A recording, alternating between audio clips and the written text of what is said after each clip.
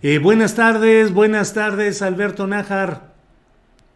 Hola Julio, ¿cómo estás? Buenas tardes, qué gusto verte igual a Juan y a Arturo y a la audiencia que nos acompaña. Qué bueno, Alberto, gracias. Juan Becerra Costa, buenas tardes. Muy buenas tardes, Julio. ¿Qué pasó? Alberto, Arturo, qué gusto saludarlos y a todos los que nos hacen el favor de acompañarnos esta tarde. Se va a poner bien bueno, Julio, ya vi los temas. Te traigo ganas algunos, ¿eh? Órale, órale, claro. Arturo Cano, buenas tardes. Muy buenas tardes, Julio. Gracias a todos los que nos siguen y buenas tardes a los compañeros de mesa. Bueno, recuerden que aquí podemos interrumpir, comentar, interactuar, o sea, no tenemos que sujetarnos al esquema que luego yo pongo de preguntar a uno, a otro y a otro. Ustedes tienen aquí todo el dominio y si es necesario, yo simplemente seré o puedo ser. Aprovechando la oferta. A ver. Ya que eres muy conocedor de la situación política de Jalisco, La Luz del Mundo colocó 2 en Morena, pero también en otros partidos, ¿no? Al parecer. Bueno, no te creas que soy tan conocedor de la vida política de Jalisco, porque estoy físicamente acá, pero la verdad es que no me empapo mucho de los asuntos netamente jaliscienses. Sí, se dice que hubo negociaciones para que en algunos partidos aceptaran la presencia de representantes de la Luz del Mundo. Por lo pronto en Morena hay en 2 lugares, en 2 espacios para candidaturas a diputaciones locales. Y lo que resulta, de veras, yo no lo podía concebir, es José María Martínez, Chema Martínez, aquel hombre que como senador presidió una comisión de la familia, creo que se llamaba, y que estaba abiertamente contra el aborto, contra el matrimonio de personas del mismo sexo, de derecha absoluta. Y ahora Mario Delgado lo coloca en los lugares preferentes de la lista de plurinominales de Morena en Jalisco. No entiendo, la verdad, ese tipo de cosas. Pero bueno, en fin. ¿Algo más con lo que quiera usted plantear, don Arturo Cano? Bueno, pues ya que estamos en el caso de Jalisco, van representantes de la Iglesia de la Luz del Mundo, cuyo líder, cuyo apóstol le llaman, ¿no? Ellos, Nazún Joaquín, está preso en Estados Unidos, acusado de 30 y tantos cargos de abuso sexual y de trata de personas, etcétera, etcétera. Uno de los candidatos se llama Aminadab Montejano y es alguien que en su cuenta de Twitter todavía cita con cierta frecuencia frases del apóstol que está preso, porque como sabemos el resto de los dirigentes de esa iglesia y sus seguidores consideran que está injustamente preso a pesar del cúmulo de pruebas que hay en contra de este personaje. Sí. Pero también me llamó la atención la candidatura del señor Tomás Vázquez Vigil, sí, exsecretario general del CENTE, sí, cercano, ya lo dijiste tú, a la profesora Elbester Gordillo.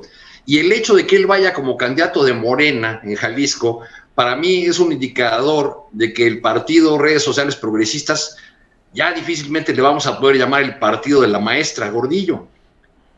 Tengo la sospecha de que es el partido del yerno. Sí. O sea que Fernando González es quien está decidiendo las candidaturas, imponiéndolas. Él tenía una vieja, Fernando González tenía una vieja animadversión o algunos choques con Tomás Vázquez Vigil, alguien que la maestra recicló. Era un dirigente ya olvidado cuando ella llegó al poder en el 89 en Jalisco. Ella lo volvió al plano nacional del sindicato, lo hizo secretario general, su sucesor en un congreso en Mérida en 1995. Convenientemente el candidato opositor Soberanes, me parece un campechano, se enfermó de un chorrillo imparable.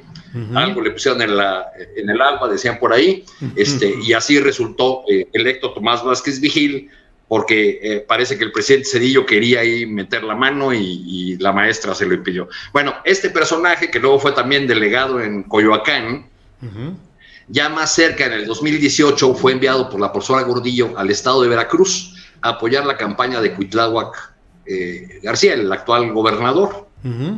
Pero pues siempre ha tenido pleitecillos con el grupo del yerno de la maestra, Fernando González, Él formalmente encabezaba Maestros por México, esta organización paralela ahí para recuperar el sindicato que tienen, y pues parece que no hubo espacio para él en las redes sociales progresistas, a pesar de que se dice que es el partido del mismo. Así es, así es. Bien, Arturo Cano, gracias por este arranque inmediato con temas jaliscienses. Alberto Nájar, si quieres agregar algo sobre este tema jalisciense, o le entramos, cualquiera es la posibilidad, uno u otro. Bueno, mira, sí. Yo creo que el tema de la Iglesia, la luz del mundo y su vinculación con la vida política es algo que tendríamos que abordar en algún momento.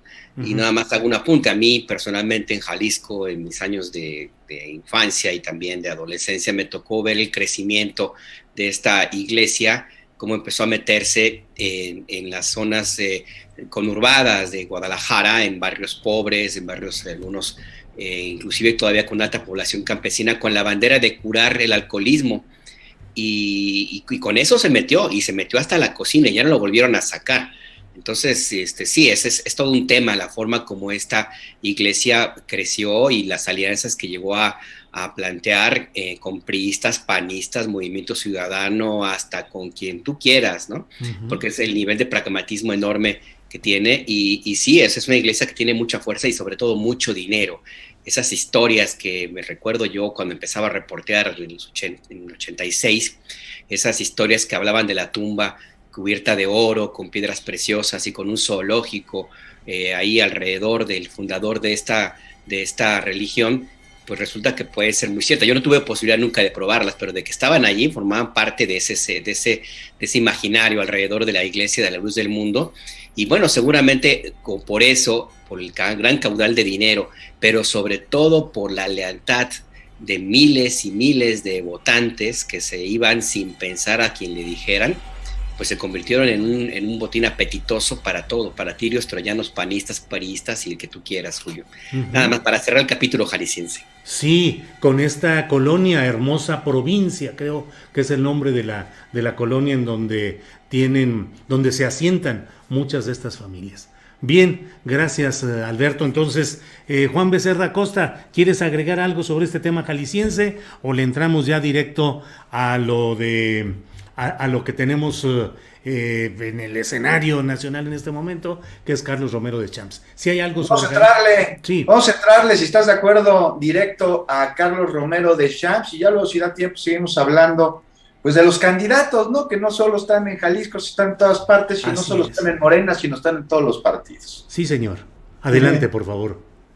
Bueno, pues de Champs, ¿qué se puede decir de él que no se sepa? Yo creo que mucho, y que ahí las investigaciones van a tener que hablar por sí mismas. Líder de uno de los sindicatos pues, más poderosos de nuestro país, y peón de presidentes de empresas privadas, de las que fue aliado, ¿no? Cuando Pemex se abrió a la inversión privada. Digo que va a pasar, Julio, a la historia de México como uno de los grandes corruptos, saqueadores, pero sobre todo como emblema de este sindicato charro, ¿no?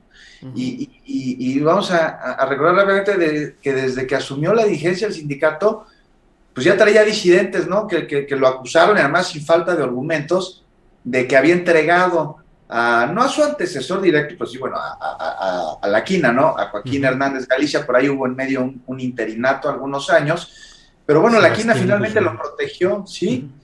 Y yo creo que de él aprendió las muchas mañas para hacer una fortuna como la que tiene, incalculable, Julio. ¿Pero se irá impune, Juan?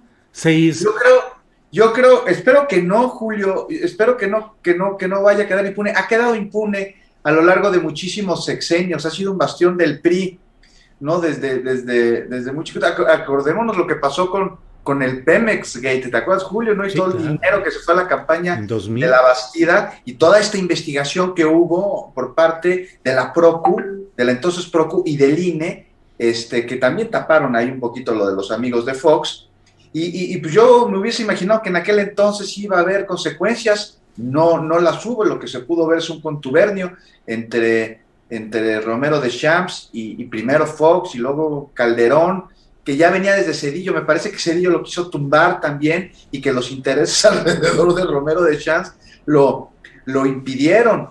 Y estamos hablando de causas penales, ¿no? se le ha acusado de peculado, de desviar dinero del presupuesto de egresos de Pemex para mandarlo a su sindicato, al sindicato del cual se agenció a través de convenios. Y indagatorias pues, no han faltado. Me pregunto, ¿va a haber impunidad? Pues es que indagatorias no han faltado, tampoco denuncias. Lo que ha faltado es voluntad. Ha habido órdenes de aprehensión incluso, ¿no? Pero aún así, pues cuando ha pisado la cárcel Romero Deschamps, y las indagatorias se detienen, y los presidentes, después de todos los artilugios legales que podía haber alrededor suyo, se hacían acompañar de Romero Deschamps en actos públicos en los que incluso lo alababan. Y lo de las denuncias, lo de las órdenes de aprehensión, los de las indagatorias, esto se detuvo con Peña Nieto cuando se dio un carpetazo, ¿no? Cuando el marco de la reforma energética, y a ver qué sucede ahora, ¿no? Esta fue el sindicato, pero nomás parece que de cuerpo, porque pues ahí está su gente, va a tener que haber una limpia, ahí andan también sus intereses, y sus uñas son bien largas, y llegan hasta Andorra.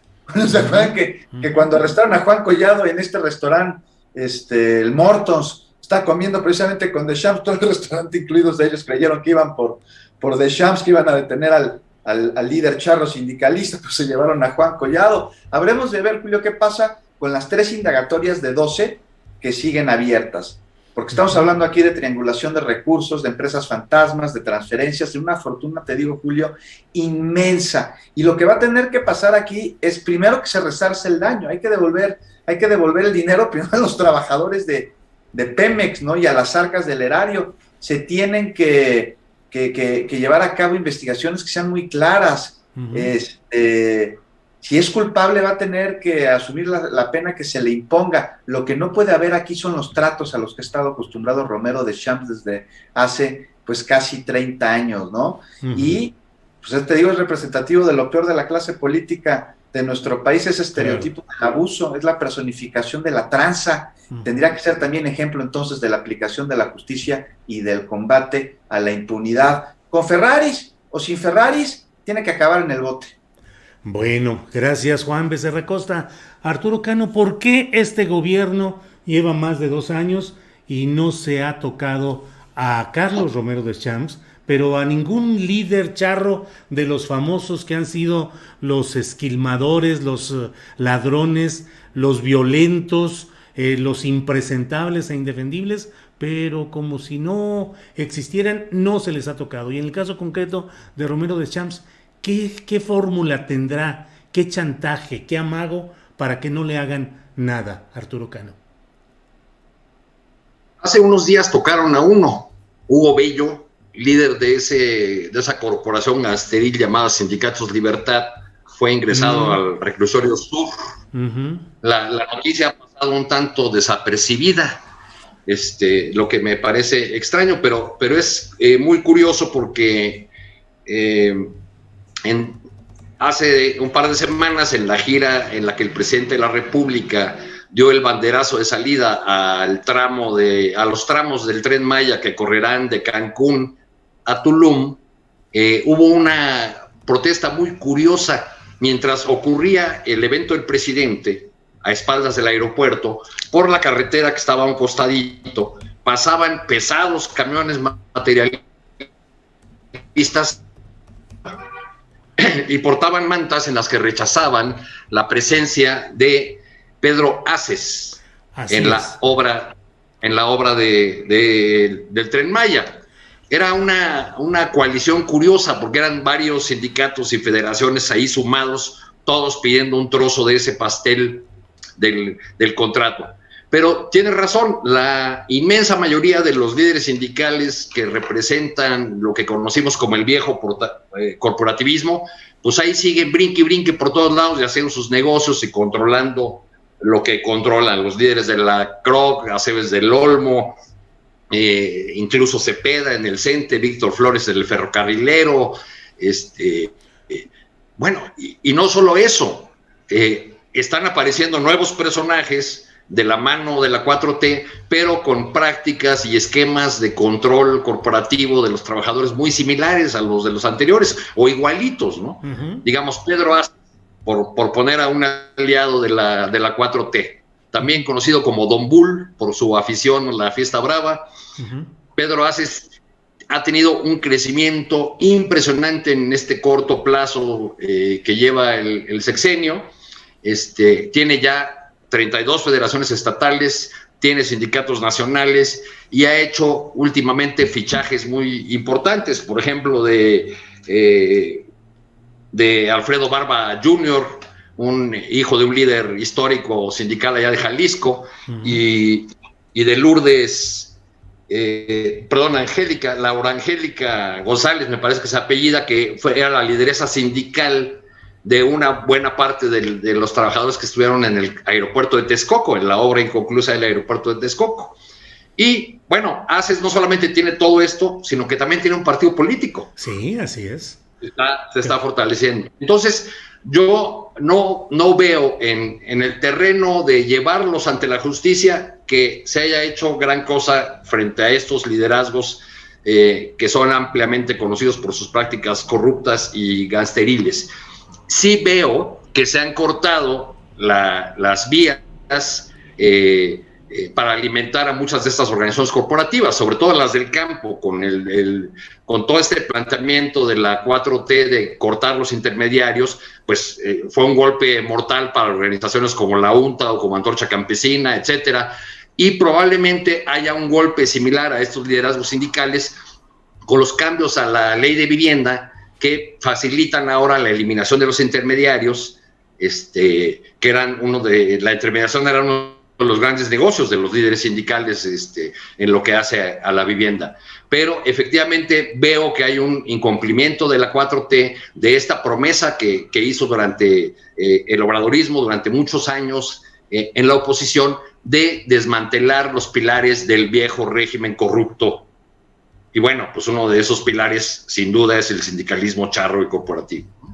Bien, gracias. Gracias, Arturo Cano. Alberto Nájar, sí es Alberto el que sigue, porque ya me destanté con un cambio que hubo ahorita. Sí, Alberto. Yo todavía. Sí, ahí vamos. Alberto, pues está este tema, desde luego, de qué significa y hacia dónde va Romero Deschamps, si va a quedar impune, si lo único grave que le hacen es quitarlo de trabajador en activo. Eso, y por otra parte, Alberto, si se está tratando de construir una alternativa sindical 4T, con lo que ya menciona Arturo Cano, de este grupo de Pedro Aces, que ha crecido enormemente, como ya lo dijo Arturo Cano, Gómez Urrutia, que tiene también su Confederación Internacional de Trabajadores, y algunos otros grupos. ¿Qué opinas sobre esto, Alberto? Sobre esto último, Julio, a mí me parece que sí, coincido con lo que dice Arturo, no solamente con Pedro Aces, sino con una CTM bastante domesticada, por cierto, y con otros sindicatos ahí, la CROC y otros que antes ya estaban muy afiliados al oficialismo y que ahora pues guardan silencio y están simple y sencillamente manteniéndose por lo menos cautos y de una u otra forma aliados. Yo creo que sí, la apuesta del presidente López Obrador es sustituir ese viejo sindicalismo por uno que sea, digamos, cercano a su proyecto de la Cuarta Transformación. Podríamos decir que buena forma de hacerlo si se alía con personajes cuestionables como los que ha mencionado Arturo y como los que menciono yo de la CTM, la CROC, etcétera, pero pues es que no hay de otra. ¿De dónde más te vas a hacer? Pues el sindicato de telefonistas tiene ahí a su dirigente que ya no sé cuántas centenas de chamarras ha estrenado en décadas y deja de estar al frente de ahí. Claro. Está también el sindicato de la UNAM, que también tiene ahí, yo creo que todavía sigue Agustín. En fin, no hay para dónde hacerse en este sentido. A mí me parece que sí hay esa idea de construir con lo que hay, ahora sí que con producciones con lo que hay, mi querido Julio, y creo que por esa puede ser la ruta. Que lo vaya a conseguir, pues quién sabe, porque las lealtades de los dirigentes sindicales están con su bolsillo, no necesariamente con un proyecto político. Y en cuanto a Romero Deschamps, a mí me llama la atención que la forma como se anunció en su renuncia, ahora sí que parece definitiva. Hay una versión que más bien lo jubilaron, y yo creo que es importante mirar un poco más allá de Romero Deschamps. Lo que han comentado Juan y Arturo me parece que es bastante completo, no añadiría más allá de 2 escenas que tengo muy presentes de muchas varias de Romero de Champs. Una, a propósito de lo que comentaba Juan, la leyenda, la historia de que él fue quien puso a la quina. En Maciosare, bueno, ya se fue Arturo, pero seguramente cuando regrese recordará, en 1999, en Maciosare, suplemento de La Jornada, publicamos una historia sobre Romero de Champs. Y yo empiezo esa historia con la madrugada del 10 de enero de 1989, cuando Romero de Champs llama a la casa de Joaquín Hernández Galicia, La Quina, le decían el güerito, a él le decían el güerito a Romero de Champs, y pide hablar urgentemente con el dirigente. El guardaespaldas, pues, sabiendo la confianza que le tenía La Quina a el güerito, pues lo despierta, y entonces, cuando toma el teléfono La Quina, le dice Romero de Champs: oye, me quiero disculpar por no haber asistido a la reunión de hoy. Y La Quina pues se enojó, claro, pues si te despiertan a las 2 de la mañana, pues le colgó. Horas después despertaron a La Quina otros personajes. Eran soldados que lo levantaban para detenerlo y enviarlo a prisión. La historia que me contaron a mí viejos compañeros de La Quina y de Romero de Champs era que básicamente el güerito, Romero de Champs, quería asegurarse de que La Quina estaba en su casa. Entonces, bueno, pues esa es como una historia de los inicios de Romero de Champs en el sindicato petrolero, y otra historia que tengo ahí que me da vueltas cada vez que recuerdo el nombre de Romero de Champs. Ocurrió en octubre de 2007 en la boda de Miguel Ángel Yunes Márquez en Boca del Río, Veracruz, en el salón principal del World Trade Center de ese municipio. Era una fiesta muy, muy animada, grande, había como unos 1,000 invitados, ahí estaba el profesor Elbester Gordillo, estaban una cantidad de personajes ahí del mundo político de ese entonces, y uno de ellos que me llamó la atención, yo logré colarme a la fiesta, básicamente porque los guardaespaldas estaban más entretenidos en mirar a las invitadas que otra cosa. Entonces me colé, anduve ahí deambulando y me encontré a Romero de Champs, que estaba prácticamente cargando a un personaje que le decía y le prometía y le hablaba, que le insistían que no se preocupara, que él no tenía nada de qué preocuparse, que estaba prácticamente a salvo. Romero de Champs estaba un poco incómodo, pero tenía que aguantarlo. Y lo tenía que aguantar porque el personaje que sostenía a las 2 de la mañana en una fiesta muy animada era Eduardo Medina Mora, entonces Procurador General de la República, cuya responsabilidad, una de sus principales responsabilidades, era cumplimentar una investigación que había todavía vigente en contra de Romero de Champs. El Pemex Gate se cerró en 2011, hablamos de 2007. Técnicamente Romero de Champs tendría que haber perseguido, Medina Mora tenía que haber perseguido a Romero de Champs, y pues no, ocurría que a las 2 de la mañana en esa fiesta estaban muy animados conversando. Esto nos da una idea del poder que tuvo un personaje como Romero de Champs, y por qué, en la pregunta que nos hacemos muchos, de por qué no ha sido fácil atraparlo y llevarlo a prisión, porque la red de poder y de asociaciones que ha tejido en estas décadas es grande y poderosa, a tal nivel de tener escenas como las que les narro, Julio. Híjole, son escenas así como para grabarlas en alguna película de esas de mafiosos, que a fin de cuentas pues es el tema, Alberto, la mafiosidad política en México. De ficheras, Julio, de esas películas de ficheras más bien. Ahí. Con el Caballo Rojas y con todos esos. Juan Becerra Costa, por favor vamos a entrar, danos tu opinión respecto a este otro episodio que se ha ido delineando respecto al rechazo del presidente de la República, al amparo, a la suspensión provisional que dio un primer juez respecto a objeciones a la ley de energía eléctrica. Ya son más, ya son 27 o 30 las resoluciones de una manera similar, pero lo interesante me parece a mí, pues ha sido el reclamo tan duro del presidente López Obrador, la exigencia de que se investigue a un juez y la respuesta del ministro presidente de la Suprema Corte de Justicia de la Nación, Arturo Saldívar. Choque entre estos dos poderes, Saldívar se plegará y ayudará a lo que plantea el presidente López Obrador. Es un exceso del titular de un poder, el Poder Ejecutivo, el pretender criticar o reprochar lo que se hace en otro poder. ¿Qué opinas, Juan Becerra Costa? Pues mira, Julio, a mí me parece que aquí hay una discusión que se ha visto de entrada empañada en términos jurídicos que nos pueden llevar a una plática bizantina de esas en las que durante a inicios del medioevo los cristianos estaban divididos, ¿no?, en muchas sectas, y cada una de estas sectas pues tenía su propia interpretación de lo que está escrito en los libros sagrados, pero al final todo se trataba de poder y de una disputa por él. Y así como ahora, ¿no?, en donde nuestro libro pues ahora es la Constitución, y se busca de manera particular desde cada uno de los bandos acogerse muchas veces nada más a un artículo sin importar en qué contexto está la discusión alrededor, ¿no? Esa aplicación. Entonces, pues aquí puede pasar que se vulnere el bien supremo, que es el bien de la nación, y eso es, me parece, Julio, no sé tú qué opines, interrúmpanme cuando quieran, eso es lo que han hecho algunos jueces a lo largo de muchísimas décadas y de muchísimos años en nuestro país. Y con respecto a los jueces que han frenado la ley de la industria eléctrica, pues es un tema, me parece, que puede ir mucho más allá de solo esto. Estamos hablando de un momento en el que vivimos cambios en el país, y cambios que buscan darse desde abajo, que buscan atacar no solo síntomas de males, sino cuáles son las causas que generan estos males, ¿no? Y bueno, pues la ley de la industria eléctrica lo que busca, o lo que dicen que busca, entre otras cosas, es dotar de autonomía a la Comisión Federal de Electricidad.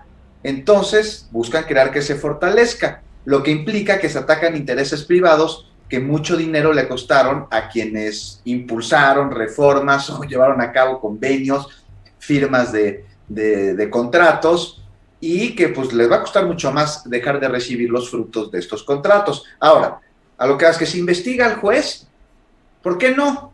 O sea, si actuó conforme a derecho, no veo qué les molesta.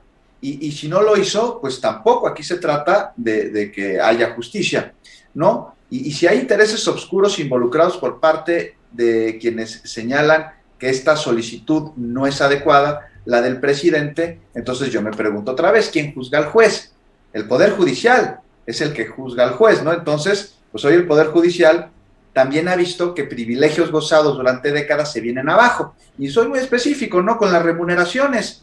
Estamos hablando de conflicto de interés entre quien es juez y parte, y por ello me parece que urge una revisión profunda, impartidores de justicia, del pasado y de la actualidad, y que se aclaren, que se dejen bien claras cuáles son las atribuciones de quienes parecen haber sido jueces y parte en asuntos en los que intereses particulares han vulnerado el bien supremo de la nación. Y ya para acabar, el presidente hace una solicitud, le contesta el presidente de la Suprema Corte de Justicia de la Nación, pintando su raya, marcando su autonomía, pero pues diciendo que sí, que si es necesario investigar, se va a investigar, y punto.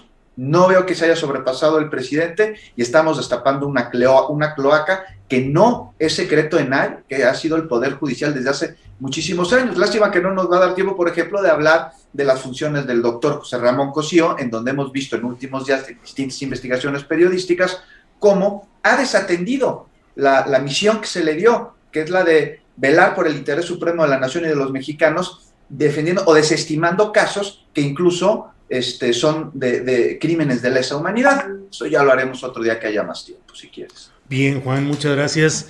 Vamos con Arturo Cano. Arturo, ¿qué opinas sobre todo este tipo de discusiones, de polémica? Te pregunto si es necesario, sobre todo a la luz de la enorme corrupción, que creo que coincidimos, que ha permeado históricamente al Poder Judicial, desde los trámites más elementales que se realizan en cualquier diligencia judicial, hasta los niveles más altos, en los cuales pues hemos hablado de Eduardo Medina Mora, y yo creo que es un excelente ejemplo de la corrupción y del manejo de las leyes al servicio de grupos y facciones que aceitan con dinero, con intereses, el criterio de esos ministros de la Suprema Corte de Justicia. En fin, es momento de revisar ese Poder Judicial, te pregunto, Arturo Cano, y si lo que está planteando el presidente de la República puede llevarnos como ganancia social a realmente revisar el funcionamiento de ese Poder Judicial. Pues se suponía que se estaba revisando desde que arrancó este sexenio, y tuvo un punto intermedio culminante en diciembre pasado con la aprobación de una reforma del Poder Judicial por el Congreso, que en su momento, en los primeros días de diciembre del año pasado, el ministro presidente Arturo Saldívar celebró como la reforma más importante desde 1994 y como resultado de una inédita colaboración entre poderes, una colaboración, añadió, que respetó la autonomía y la independencia judicial.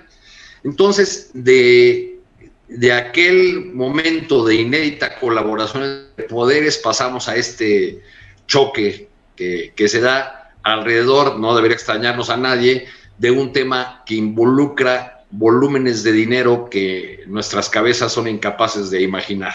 El negocio del sector eléctrico, que pues es en las explicaciones del presidente y de funcionarios de su gabinete, el asunto es más o menos sencillo de plantear, ¿no? Se hizo la reforma de Peña Nieto, que ya vino a consolidar cambios que venían desde Fox, Calderón, en fin,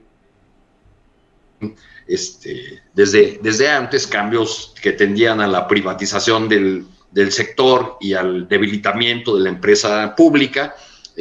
Se otorgaron montones de permisos de generación de energía eléctrica, pero pues a alguien se le olvidó que también había que ampliar la carretera, por decirlo de esa manera, para que todos pudieran subir a esa carretera la energía eléctrica que generan. Ese ha sido el argumento esencial del gobierno, que de cualquier manera se les tenía que pagar, subieran o no la energía, que era una reforma lesiva y abusiva, que no había un piso parejo para la Comisión Federal de Electricidad. En fin, todo eso está en el debate. Ya en términos políticos estrictos, lo que vemos es un choque que se va a resolver con la elección dentro de unos meses, del 21, o que se va a resolver con una reforma del Poder Judicial como la que hizo Zedillo en el arranque de su sexenio. Creo que en los dos escenarios la propuesta del presidente resultaría vencedora. En un caso porque tiene la fuerza política para llevar a cabo esa reforma del Poder Judicial y porque parte de la aceptación del mismo Poder Judicial, eso está en los argumentos de la reforma reciente, de que tenía la necesidad de ese poder de resolver graves problemas de nepotismo y corrupción.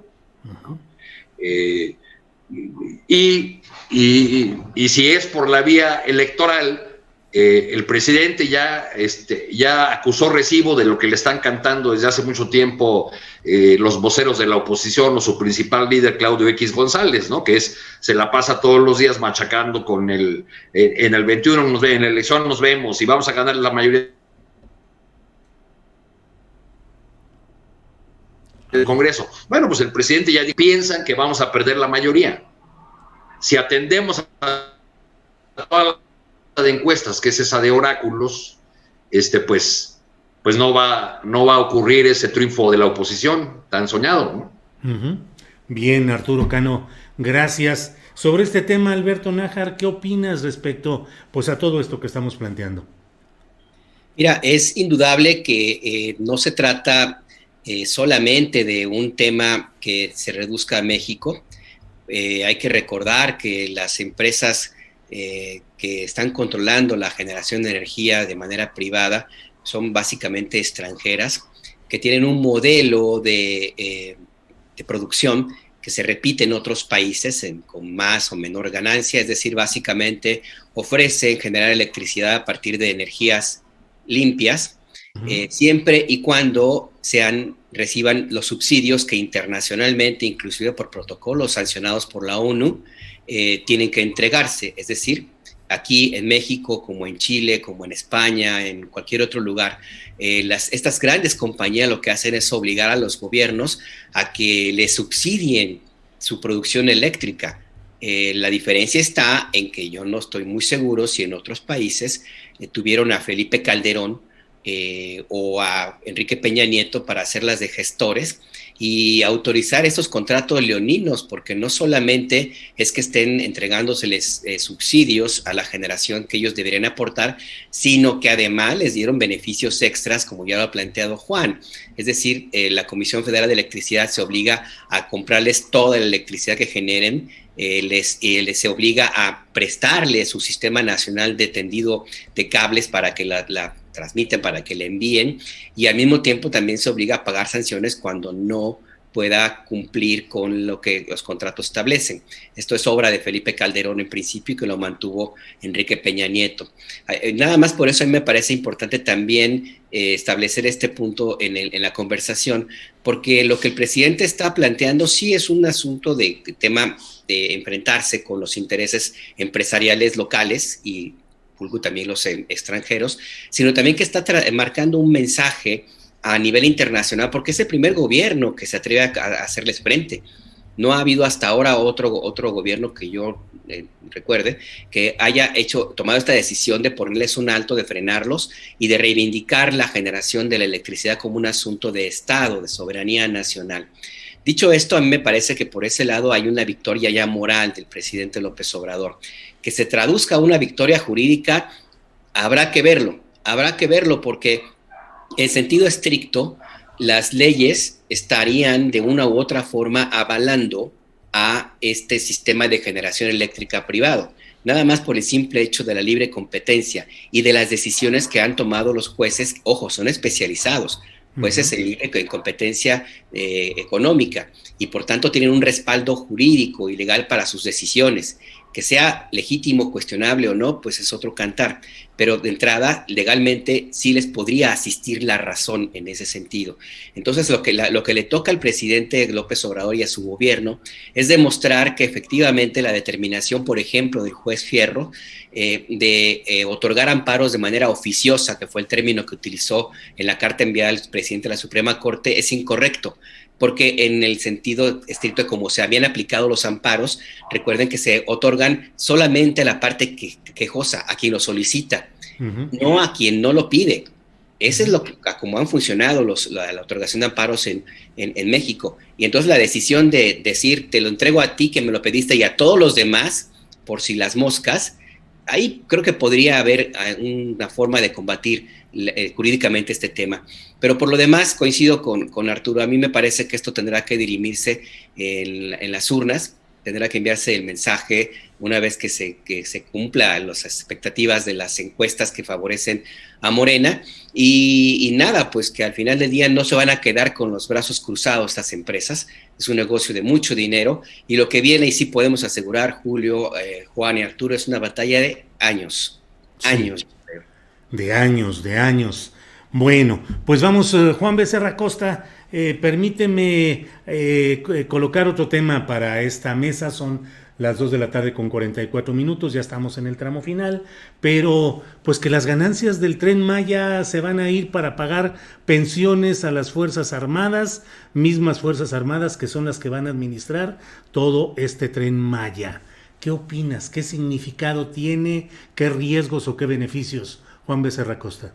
Pues te lo voy a decir, así lo voy a intentar hacer muy resumido, querido Julio, a ver si nos da tiempo de entrar al tema de las mineras, que ese está bien interesante. Pero bueno, la entrada de las Fuerzas Armadas, como propietarios de esta de entrada, me parece que lo que busca evitar, y lo dijeron, es que el ferrocarril se privatice, como ocurrió con otros proyectos en gobiernos anteriores, algo que López Mateos, si nos lo ha recordado el presidente López Obrador, alertó, ¿no?, cuando privatizó la industria eléctrica, previendo justo lo que hizo Peña Nieto, en inercia este modelo neoliberal. Pero también estamos hablando de un asunto de seguridad nacional, porque hay zonas de conflicto en el sureste del país donde opera el crimen organizado, hay trata de personas, ahí está fuertísimo lo de la venta ilegal de ganado, que viene incluso desde Brasil. Entonces la participación de las Fuerzas Armadas podría disminuir el impacto que estas actividades tienen sobre la zona y por supuesto sobre el proyecto. Y esta es la parte de la delincuencia y de seguridad nacional. Pero además hay otra parte que es la del dinero, ¿no? Con los recursos obtenidos a través del tren, de sus ganancias, pues se busca aligerar la carga presupuestaria de las Fuerzas Armadas, y estas tendrían acceso más rápido a recursos, pero no sé, o sea, me parece que falta detallarlo, habremos de ver aquí los detalles, cómo va a ser la operación, y justo ahí está pues uno de los retos y de los puntos en los que hay que estar muy pendientes, que es la transparencia, ¿no? De cómo van a operar, cómo va a funcionar, cómo va a ser el manejo de los dineros. Y finalmente, Julio, para que no creas que me voy por la tangente, ¿no? Pues las Fuerzas Armadas en México son parte de una institución que no solo se dedica a la guerra, se protege el territorio, se protege a la población de distintas maneras, ¿no? Y el que opere en este proyecto, pues me parece que no necesariamente tiene un sentido castrense, ¿no? No se trata de que ya andan diciendo, están militarizando al país. Pues no, pues las Fuerzas Armadas se van a hacer cargo de un proyecto, como por ejemplo se han hecho cargo del aeropuerto de Santa Lucía, ¿no? Del Felipe Ángeles. ¿Por qué?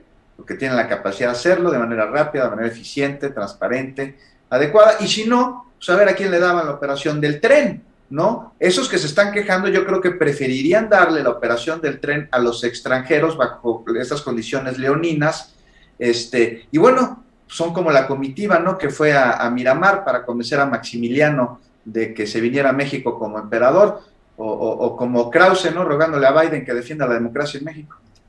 Bien, gracias, Juan. Arturo Cano, ¿qué opinas sobre este tema del Tren Maya y sus beneficios y administración a las Fuerzas Armadas? Pues yo tengo muchas dudas para empezar de cómo va a funcionar ese esquema o bajo qué esquema van a recibir las ganancias, porque se dice que va a ser para las pensiones de los militares, ¿no?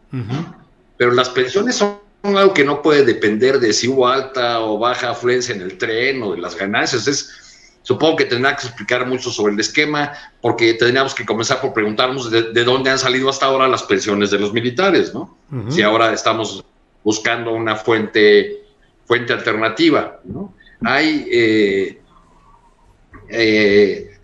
mí me parece que tienen razón las preocupaciones expresadas en el debate público sobre una creciente participación de las Fuerzas Armadas en distintos ámbitos que por ley no les corresponden, ¿no? Cuando ni siquiera tenemos clara cuál va a ser la ruta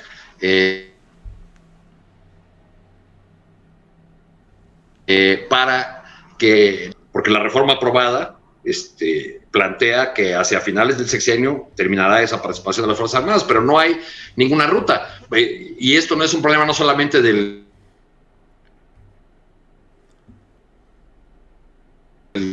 gobierno y de los alcaldes, porque yo no veo que alguien hay algunas experiencias municipales exitosas, pero en general no se ve que gobernadores u otros niveles de gobierno estén trabajando en la creación de policías eficientes y capaces de atender los retos de la seguridad pública. Creo que esta determinación le da además argumentos a todo un sector que no solamente está en la ultraderecha corrupta o neoliberal, sino también en los opositores que desde las comunidades rechazan el Tren Maya, en comunidades zapatistas o del Congreso Nacional Indígena, que rechazan la presencia de las Fuerzas Armadas en sus comunidades, que también son voces que están en el debate público rechazando estas acciones de la 4T, ¿no? No todos son ataques de la ultraderecha, no toda es la derecha neoliberal o aquellos que perdieron negocios. También hay fuerzas sociales y políticas que se mueven por otras causas, que se mueven por demandas legítimas. El mismo presidente lo dijo hace unos días cuando hablaba del movimiento feminista, ¿no? Dijo, invitando al debate sobre el tema, dijo que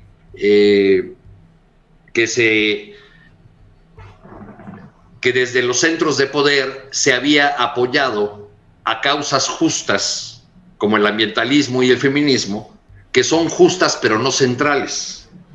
Y después argumentó que lo central en su visión es, como causas, son la lucha por la igualdad y la justicia. Es decir, que otros asuntos, otros temas se resolverán si no hay corrupción, si hay igualdad, si hay justicia. Bueno, pues ahí hay un debate abierto, pero creo que sería interesante que se diera también espacio a las voces de quienes se oponen a una participación creciente de de las fuerzas militares desde otro ámbito, ¿no? Desde el ámbito comunitario, desde el ámbito de abajo. Sí, gracias Arturo Cano. Alberto Nájar, ¿qué significado le ves a este tema del Tren Maya administrado y beneficiando la cuestión de las pensiones para las Fuerzas Armadas? Tengo entendido que esto lo dijo el presidente López Obrador hace ya algún tiempo, igual tengo que verificarlo, pero para mí no resultó algo demasiado sorprendente. Lo que me llamó la atención fue la declaración publicada en el Financiero, en la entrevista que le hicieron al director de Fonatur, de que el dinero no iba a pasar por la Secretaría de Hacienda, y yo comparto las dudas de Arturo. Pues es que no hay otra forma de que se entregue, legalmente hablando, dinero a ningún servidor público si no pasa por la Tesorería de la Federación. Entonces, de suyo ahí me llama la atención este comentario, que habría que revisarlo. Más allá de los detallitos administrativos y de burocracia, a mí tampoco me sorprende esta decisión si fuera el caso, porque desde hace tiempo queda claro, y lo hemos platicado aquí, Julio, que el Ejército, las Fuerzas Armadas, son uno de los pilares fundamentales para el gobierno del presidente López Obrador. En ellos ha basado muchísimo el echar a andar a este elefante reumático, como le define a la Administración Pública Federal, y bueno, tiene algunos argumentos que de una u otra forma han sido aceptados porque no les queda de otra, y uno de ellos a los opositores, claro, y una de ellas es que lo que se tocaba antes por empresas privadas y los mismos opositores inmediatamente se transformaba en corrupción, y las Fuerzas Armadas son una entidad difícilmente corrompible según el presidente López Obrador, y de ahí la ecuación es sencilla, pues no podemos confiar en los que antes hicieron malas cosas, y por tanto confiemos en quienes nos están respaldando para llevar a buen puerto la cuarta transformación. Así que en sentido estricto, a mí me parece, como lo hemos platicado en otros momentos, me parece de cierto riesgo este empoderamiento de las Fuerzas Armadas, porque, y con esto cierro, el presidente López Obrador se va en 2024. Los militares con mucha fuerza, más que antes, más que en otros momentos de la historia, se quedan, y el que presidente o presidenta que venga, si es del partido Morena o de oposición, que toco madera, como dice el presidente López Obrador, no va a ser tan poderoso políticamente hablando, ni con tanto respaldo como lo es López Obrador. Y es ahí donde tendremos que analizar las consecuencias de decisiones como las que ahora conversamos.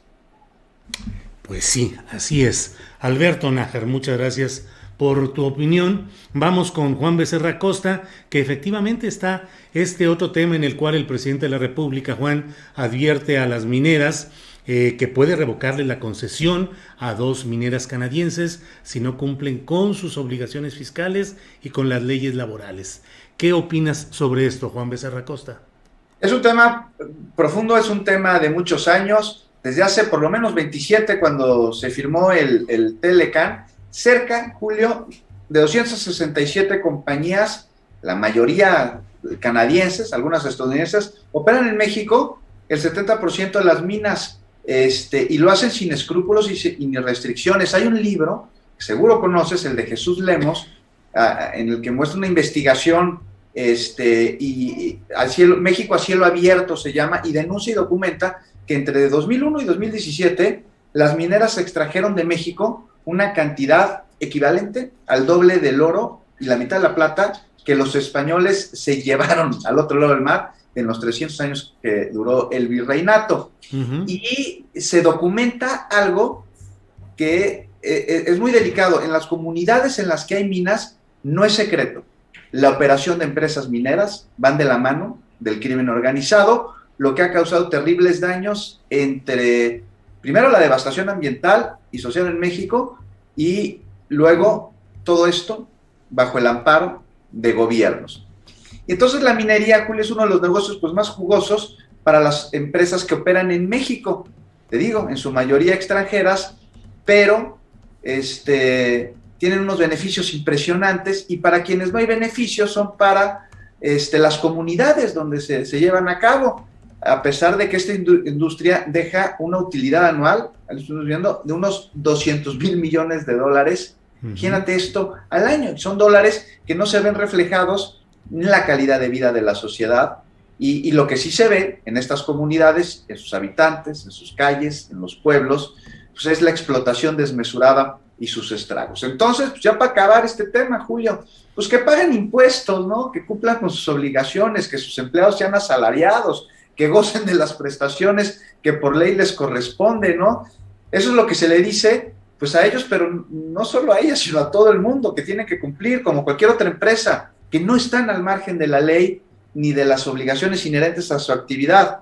¿Y por qué se les dice? Pues porque hay algunas que se sienten que están en el siglo XIV, ¿no? En el siglo XVII, en una colonia, se niegan a hacerlo, y pues se les hace la notificación, en caso de incumplir, se les retira la concesión, y aquí pues lo que tendría que haber, me parece, es repercusiones legales. Pues, ¿qué se creen?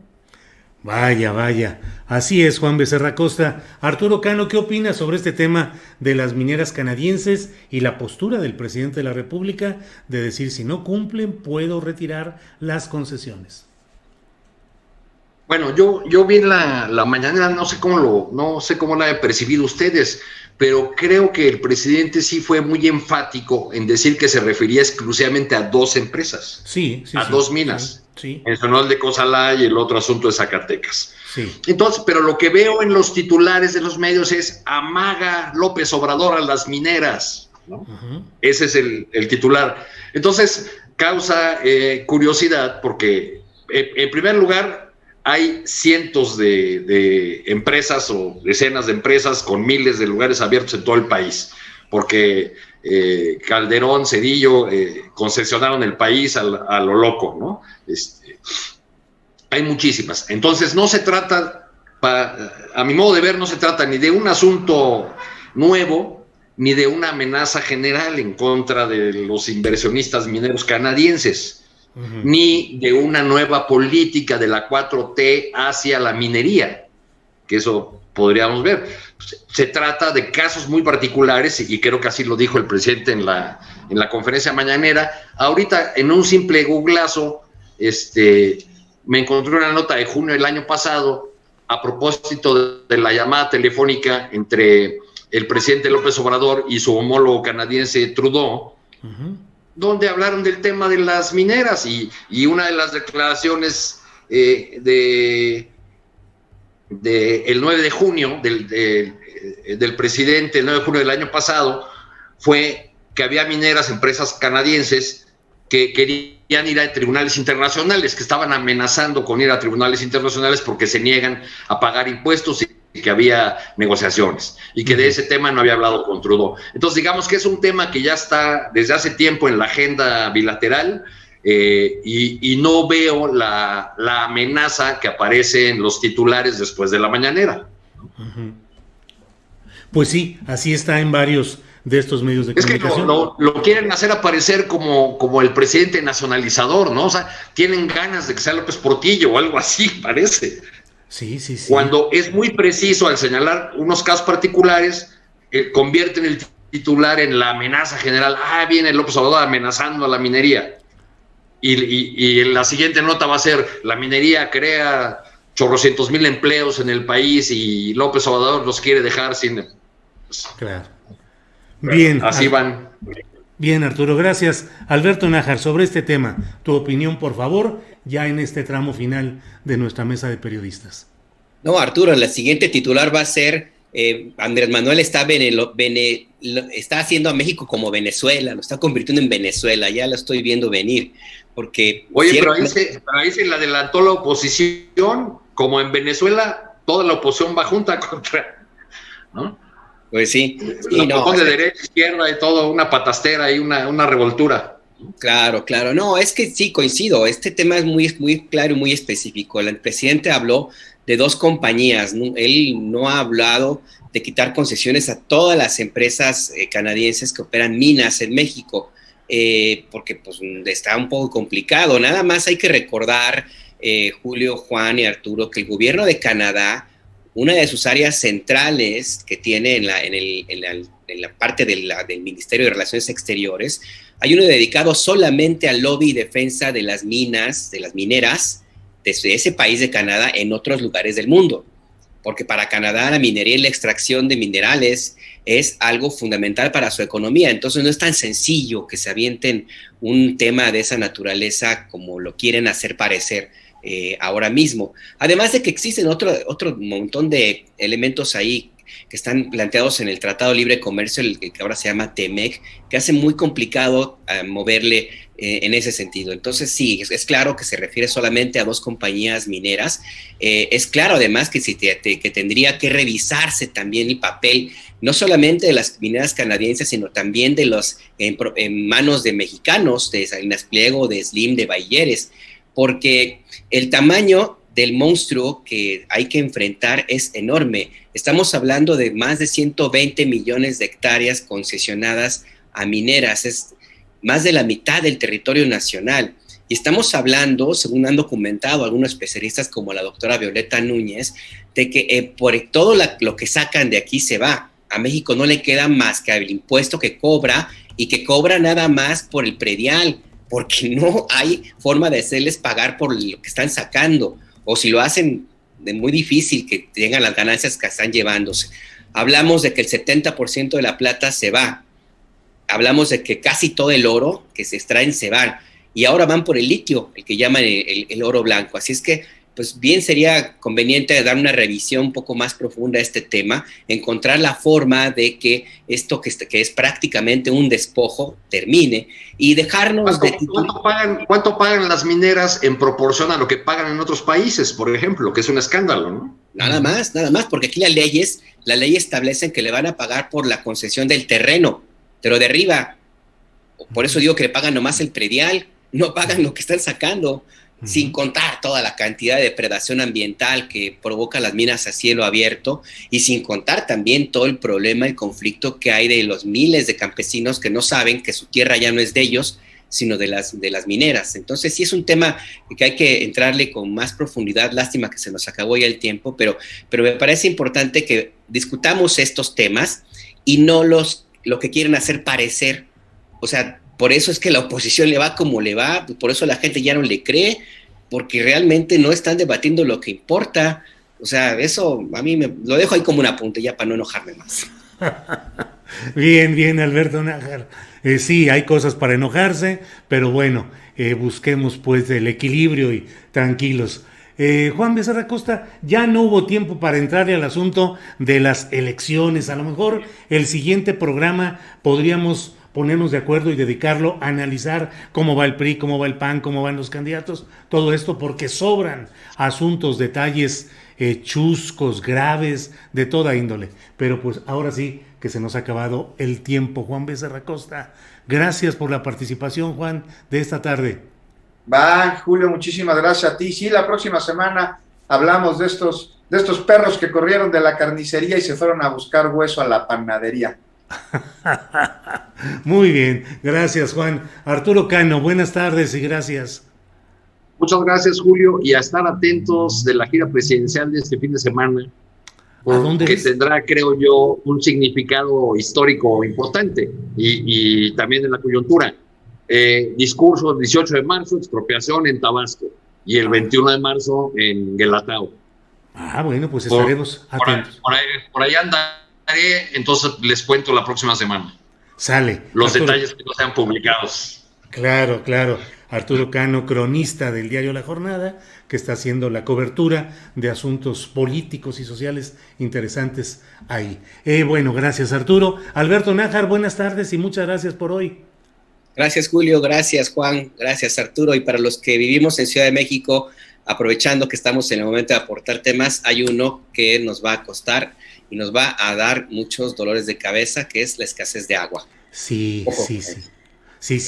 Grave, terrible. Estaba casi vacío. Sí, acá en Guadalajara también está complicado en la zona metropolitana ese tema. Pero bueno, pues ya platicaremos de estos y otros temas. A los tres, muchas gracias y nos vemos pronto. Gracias. Hasta luego.